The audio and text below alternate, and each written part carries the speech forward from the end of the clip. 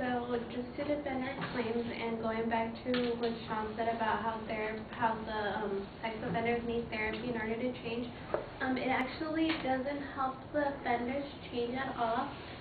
As stated by Barry Lamford in an issue called What is Megans Law? Tier 3 offenders are the ones whose information is exposed to the public. These people are placed on their tier for many reasons, but also because they still refuse any type of treatment, so therefore it shows that the therapy is useless for them or any psychological help. And also, according to Andrew Bosch, a founder of Project the National Association to Protect Children, in the New York Times, a Canadian survey that tracked released child molesters for 20 years revealed a 43% recidivism rate regardless of the therapy. The difference between those simply incarcerated and those subject to a full range of treatments appears to be statistically negligible, so therefore it makes no difference if they get any treatment, it won't help them change. And then also backing up that that they don't get their chance, like they said that they don't have the opportunity to change. Most of them don't change. I don't know if you guys have heard on the news recently about the Chelsea King issue that occurred. She was a victim of a ex-sex offender. She disappeared on Thursday, February 25th, 2010, right after she went jogging, and they arrested John Albert Gardner III, who was suspected of rape or murder after they found some evidence.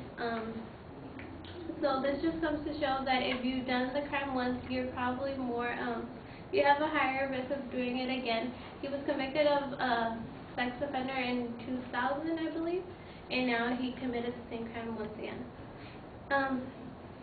So having Megans Law is actually a good idea.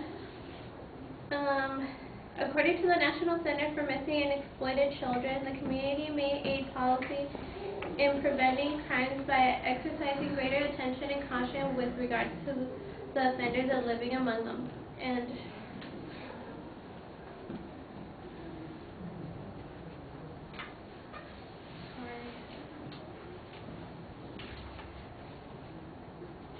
And also, according to the New York Times, Megans Law is effective if used correctly.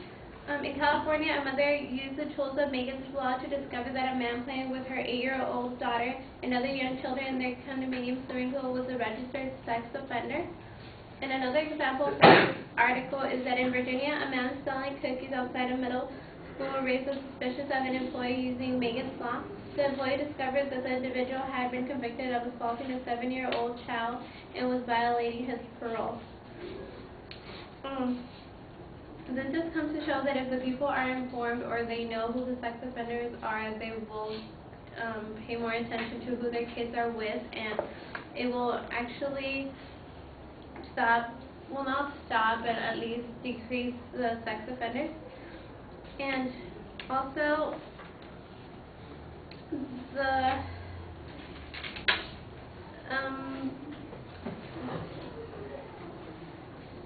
by knowing all that you can about sex offenders and the crimes that they have committed, you're better informed in looking at sex offenders registry or attempting to understand sexual offenders in general. So if you go on the offenders list, they'll tell you exactly what the charges were, and by checking you can learn about the conviction and the severity of their acts, so you'll know what they're in for, and